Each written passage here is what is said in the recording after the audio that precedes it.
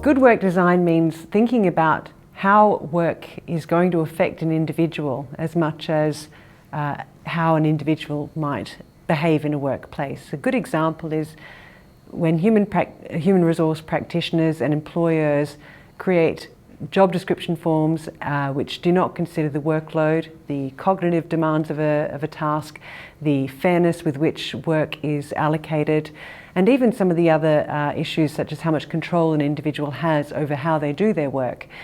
As a regulator, sadly, we see at the other end where good work design is poor design and bad design, and often the outcome can be harm to workers and as bad as a fatality from just really poor design.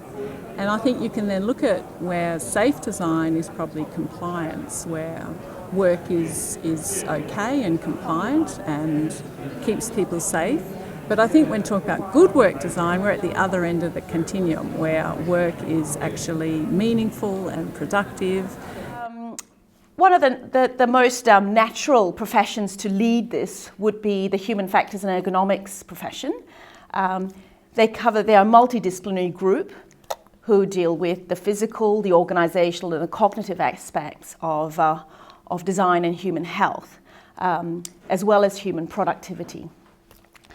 It always comes back to good consultation with the worker. I think that's the main failing we find as a regulator is when we go into workplaces that they actually haven't consulted with the workers about how to do the job properly.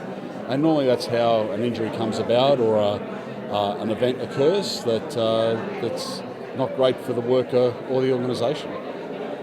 But if you don't ask people, you will make the same mistakes as everybody else has. If you do ask people, you get buy-in, you get understanding of why it's important, you get all sorts of benefits that are almost intangible, but they come along with probably a much more efficient and effective workplace. The questions I often ask people is, what do you talk to your family about as a good day at work, and what do you prefer not being a good day at work? What are the things that are important to you? And generally they're things of the psychosocial nature of how people enjoy working with other people, or just having a joke around the morning tea table. They're all important parts of work design. A reasonable adjustment is something that providers have been doing for workers for a long time, but it would be great to see that good work design is embedded into these workplaces where it's just the way they do business.